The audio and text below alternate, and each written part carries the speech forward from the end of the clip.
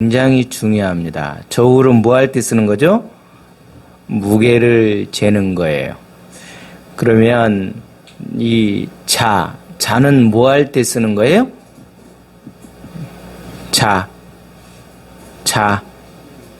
치수 재는 자를 뭐 할 때 써요? 이 정확하게 치수, 그 길이를 재는 거예요. 숫자를 세우는 거예요. 오늘 이 성경 NIV의 성경을 보게 되면 숫자를 센다라고 나오는 거예요. 그래서 셈하는 거예요.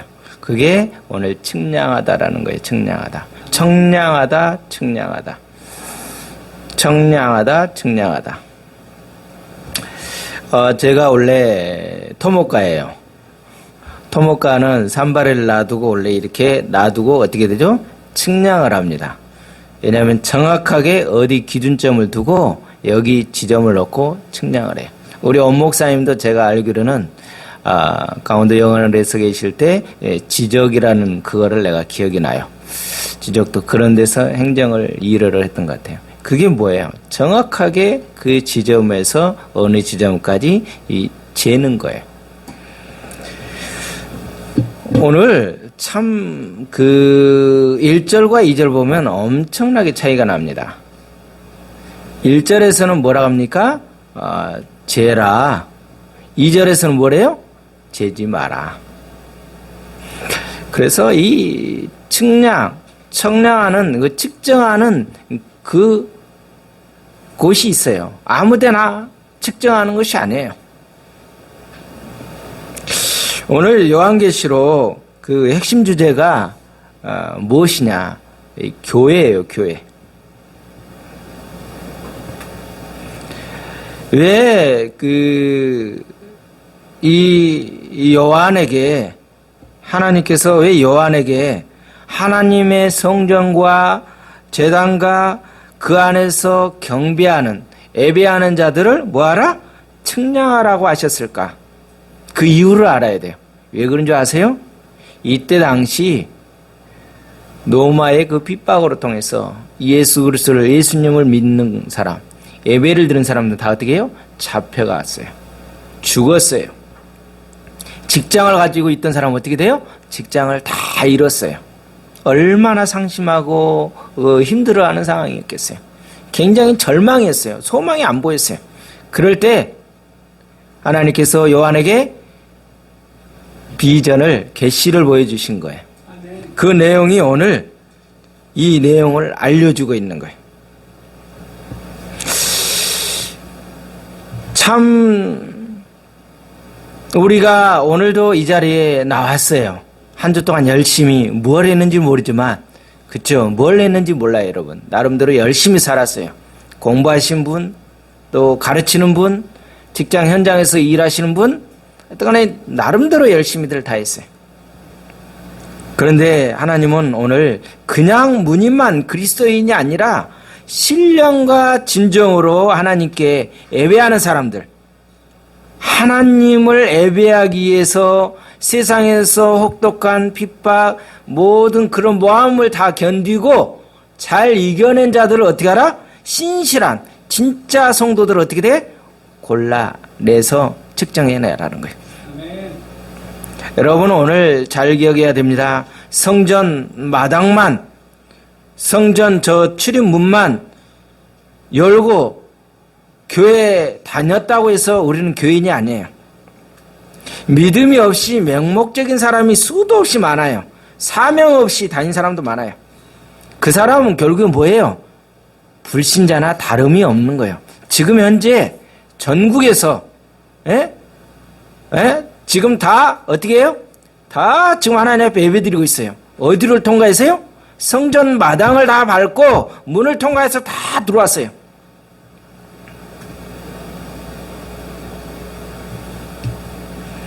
성경을 뭐라고 하느냐? 여러분 카논이라고도 합니다. 정경이에요. 그게 자로, 고든 자로 정확하게 재는 거예요. 정확하게 요즘에 카스 저울 나오잖아요. 그거는 조금 틀린 부분이 없이 정확하게 그렇게 하는데, 그보다도 더 정확한 게 뭐예요? 오늘 말씀이에요. 말씀으로 정확하게 다 잘라내고 분별해야 하는 것을 보게 됩니다. 성경이 잣대의 규칙이에요. 오늘 하나님께서 우리에게 뭐라고 하냐면 성경의 잣대로 너의 모든 것, 너의 행실, 너에게 신앙생활하는 모든 하나하나를 다 정확하게 재어보아라, 세어보라는 거예요. 자칫 이런 사람이 있어요. 믿음 생활하는데 우리가 막 뭐라 하다가 어떤 일이 있다고 보면 왜 그렇게 신앙생활 하셨습니까? 그럼 뭐라고 합니까? 일부 어느 사람들은 그래요. 어느 목사님께서 설교 중에 그런 말을 했습니다. 안 그러면 유명한 부흥사님께서 그렇게 말씀했습니다. 맞아요? 틀려요? 그렇게 하면 안 돼요. 조동규 목사님께서 설교 중에 그렇게 했기 때문에 우리가 그랬습니다. 그거는 옳은 말이 아니에요. 우리는 뭐라고 해야 돼요? 하나님의 말씀이 그랬기 때문에 말씀의 잣대로, 말씀의 캐논으로 정확하게 잣대로 측정해서 그 부분이 나왔습니다. 재어서 나왔습니다. 나와야 돼요. 우리가 하나님의 말씀을 통해서 예수님을 만난 사람은 절대로 주님을 떠나지 않아요. 끝까지 예수님을 붙들게 돼 있어요. 베드로 보세요. 예수님이 너희도 가려느냐? 그러니까 베드로가 멋진 말을 했어요. 뭐라고 했습니까? 영생의 말씀이 있는데 어디로 가겠습니까? 영생의 말씀이 예수님께 있는데 우리가 어디로 가겠습니까? 결국 교회에 오는 사람들은 많은데 교회에 나와서 이 자리에 지금 현재 앉아서 예배 드리는데 돈 벌려고 오는 사람 있고 또 사람 앞에 인정받으려고 하는 사람 있고 수도 없는 다양한 목적들을 가지고 온다는 사람들이 있어요. 왜냐? 이 성전에 안 오면 왠지 모르게 얼굴 도장을 안 찍으면 마음이 찜찜해서 불안한 사람들도 있을 거예요. 그거는 아니에요. 성전 마당만 밟지 말고 우리가 주님과 나와의 관계가 어떻게 되었는가를 그걸 한번 점검을 해봐야 돼요. 우리가 주님을 만나기 위해서는 하나님의 말씀을 붙들고 예배를 드릴 때 성전 문지방이나 뜰만 밟는 것이 아니라 하나님의 그 지성소에서 예배를 드리게 된다는 거예요. 그래서 오늘 뭐라고 하느냐? 지성소도 재보고 성소도 재보고 그 안에서 뭐하는 사람? 오늘 이 자리에 우리가 앉아있는 우리의 모든 개개인을 다 예배드린다고 하는 그 사람들도 다 재보고 나 자신도 다 이 시간 재어보라는 거예요. 어디에 무슨 자로요?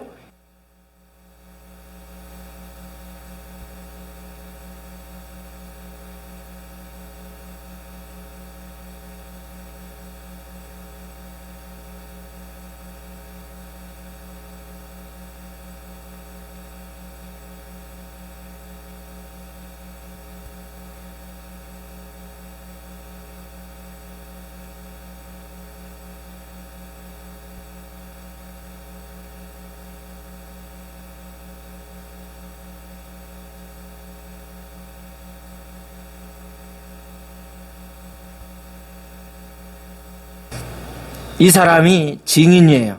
오늘 하루 교회 성도 우리가 다 증인이에요. 이 자리에 앉아있는 분. 아니신 분은 뭐 하고 있는 거예요? 2절에 2절.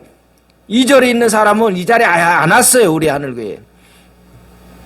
두 증인은 베옷을 입었다고 했는데 베옷은 슬픔을 표시하는 거예요. 여러분 구약 성경 보면요. 여러분 요나 선지자 잘 알죠? 요나가 어디로 가라고 그랬는데 어디로 갔어요? 그렇죠? 순종을 안 했어요. 야 너는 어디에 가서 어디에 말씀을 전하라. 니네에 가서 말씀을 회개하라고 선포하라고 그러는데 요나가 평소 때 생각하니까 마음에 안 들어요. 그것이. 어디로 가요? 다시스로 도망가려고 하는데 마침 배가 나타나서 그렇게 했어요. 그런데 싫은데 그 큰 물고기 속에 들어가서 고통 3일 동안 한 다음에 나중에 회개하고 나서 가가지고 뭐래요? 별로 마음에 안 들지만 뭐하냐 그러면 죽는데 뭐한대 하고 이렇게 대충 다녔어요. 별로 신경도 안 썼어요. 근데 그게 어디까지 들어갔어요? 궁예까지 들어갔어요. 그런데 놀라운 것은 요나서를 보니까 뭐까지도 금식을 하고 베옷을 입었더라? 짐승까지도.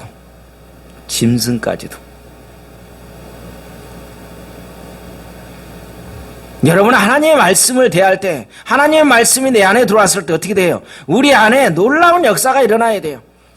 내 안에 뭔가 찔림이 있고 그 안에서 역사가 일어나는 이런 놀라움이에요. 왜? 나는 아무 힘이 없어요. 요나는 그냥 대충 한 것 같았어요.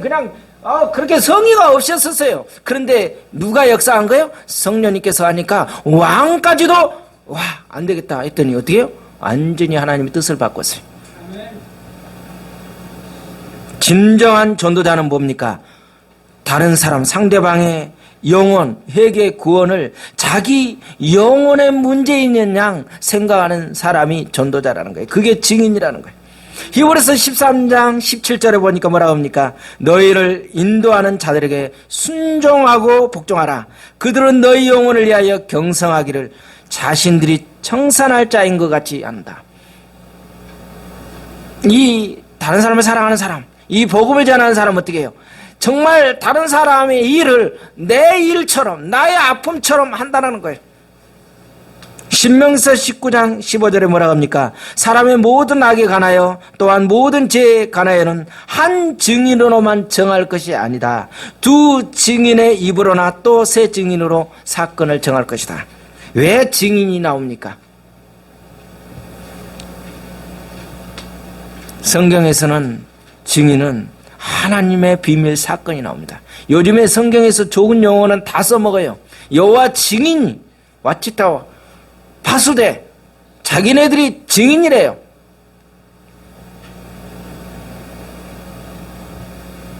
요나서 3장 5절에 보면 뭡니까? 니네 사람들이 하나님을 믿고 금식을 선포하고 높고 낮은 자를 막론하고 굵은 베옷을 입었다. 하나님의 말씀이 들어가니까 회개의 역사가 일어나는 겁니다. 여러분, 이게 놀라운 사건이에요.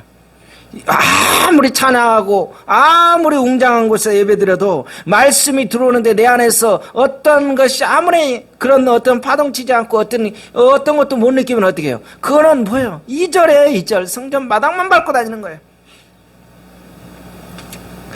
네온 모리스라는 사람이 이런 말을 했습니다. 교회는 참여하고 교회에서 회개할 때만이 교회가 능력 있는 교회다. 교회가 회개 역사가 안 일어나고 그 안에서 참여하는 게 없다 그러면 그건 교회가 아니라는 거예요. 근데 오늘날 그게 있습니까? 교회에서 그게 없어요. 그냥 축제예요. 그냥 즐거움이에요. 회개하라 뭐하라 그러면 싫어해요.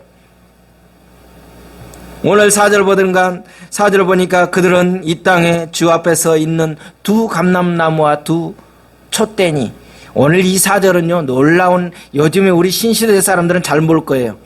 옛날 우리 엄목사님 같은 게 다 기억날 거예요. 이 4절 가지고 이단들이 난리 납니다.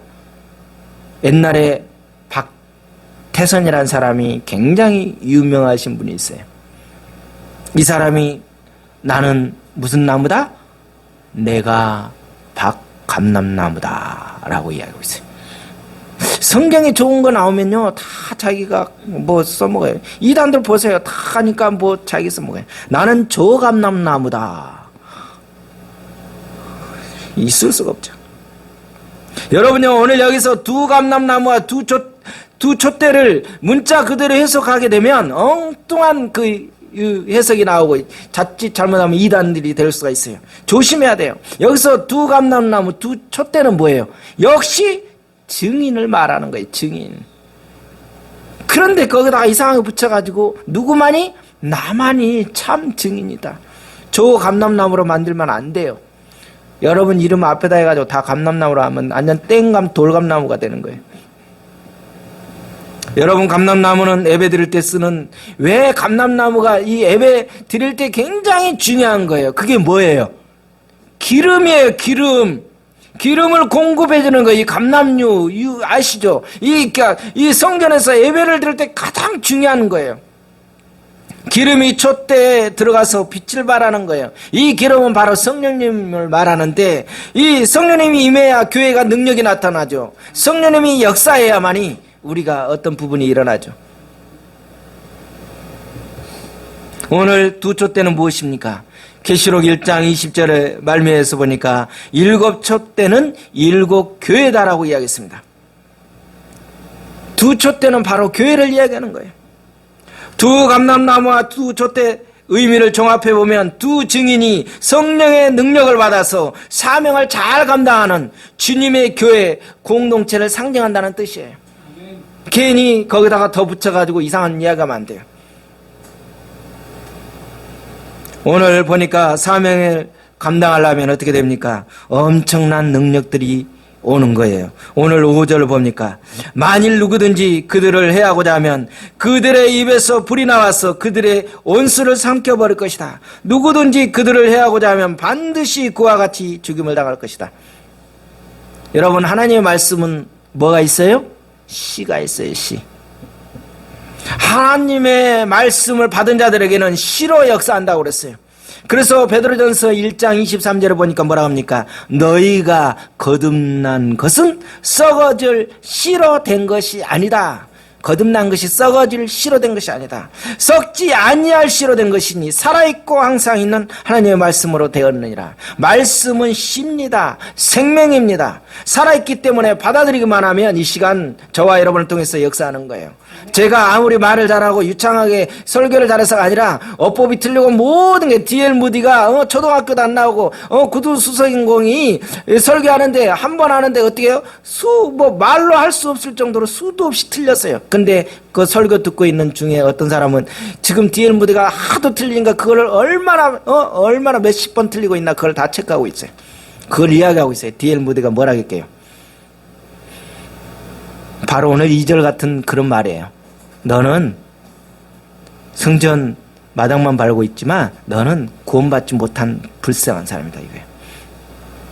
여러분, 제가 발음이 틀리고 뭘 새 나갈지라도 그 안에 복음의 말씀을 들어야 하는데 헛것을 들으면 심각한 거예요.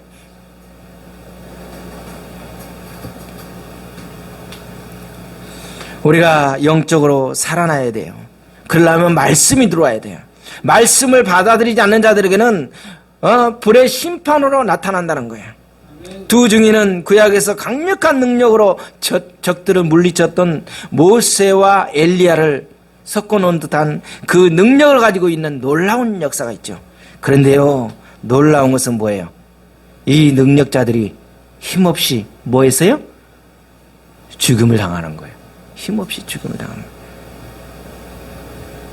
7절을 보니까 그들이 증언을 마칠 때 무정경으로 올라오는 짐승이 그들과 더불어 전쟁을 일으켜 그들을 이기고 그들을 죽일 터인데, 교회가 무기력하게 가만히 있을 때는 마귀 세력이 어떻게 됩니까? 역사합니까? 일합니까? 일하지 않아요. 그들도 움직이지 않아요. 그런데 교회가 은혜를 체험하고 성령 받고 뭔가 불같은 열정으로 복음을 전하려고 뭐 좀 일 좀 하려고 그러면 마귀 본부가 어떻게 돼요? 놀라운 그들이 발칵 비상상태가 일어나요. 강력한 능력을 가진 그들이 맥없이 죽었다. 비참하게 죽는 길로 나갔다. 그런데요, 죽은 후에 또 어떻게 됐어요? 부활을 시켰던 것을 보게 됩니다. 오늘 8절을 봅니다. 더 이상 세상에서 그 타락하는 어떻게 할 수 없는 그러는 상황에서 이제 구별되어는 그 부분이 나오는 거예요.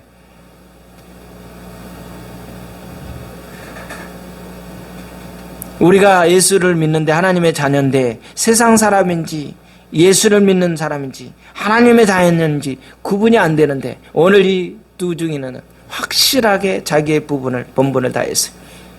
그러게 능력이 있었어요. 대단한 힘이 있었는데도 불구하고 어떻게 해요? 그 힘을 남용하지 않았어요. 누구를 위해서요? 하나님의 영광을 위해서. 10절을 보니까 두 선지자가 땅에 사는 자들을 괴롭게 한 고로 땅에 사는 자들이 그들을 죽음을 즐거워하고 기뻐하여 서로 예물을 드리고 뭐했더라? 땅에 사는 자들이 뭐예요? 하나님의 영이 없는 사람은 바로 이 증인들을 보고 하나님의 말씀을 가지고 사는 사람, 우리 영적인 사람들 보고 어떻게 돼요? 그들이 잔치하고 있는 거예요.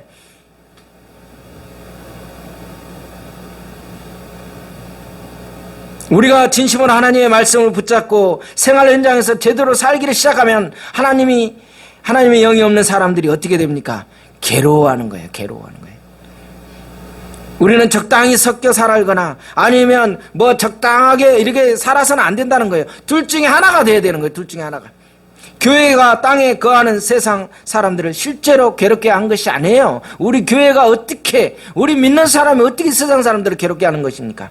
교회가 전한 복음이 너무나 파워풀하니까, 엄청나게 성령 충만하니까 세상 사람들이 그것을 감당하지 못하고 괴로워한다는 거예요. 세상의 눈치를 보면서 복음을 타협하기를 시작하니까 문제가 생기는 거예요. 그러니 어떻게 되겠어요? 우리가 지금 현대인들이, 우리 믿는 영적인 사람들이 영적인 힘이 없어요. 그러면서 우리도 죽어가고 있어요. 교회들이 죽어 넘어지고 있어요. 그러니 이들이 뭐하고 있어요? 죽음을 보고 우리가 실패하고 좌절하고 믿는 사람들까지 자살하고 뭐하니까 그들이 기뻐하고 서로 예물 드리고 잔치가 난다. 11절에 3일 반 후에 하나님께로부터 생기가 그들 속에 들어가매 그들이 발로 일어서서 구경하는 자들이 크게 두려워했다. 여러분, 이 두 증인은 그냥 죽음으로 끝난 것이 아니라 죽음과 동시에 뭐가 있었어요? 부활이 있었던 것을 알아야 돼요. 바로 이게 뭐예요? 예수 그리스도의 십자가의 모델을 지금 이야기하고 있는 거예요. 예수님이 대단하게 엄청난 능력을 가지고 하나님의 아들로서 그렇게 모든 일을 다 할 수 있었지만 죽을 때 않을 수도 있어요. 근데 뭐예요? 그러게 능력이 있는데도 불구하고 모든 것이 힘없이 조용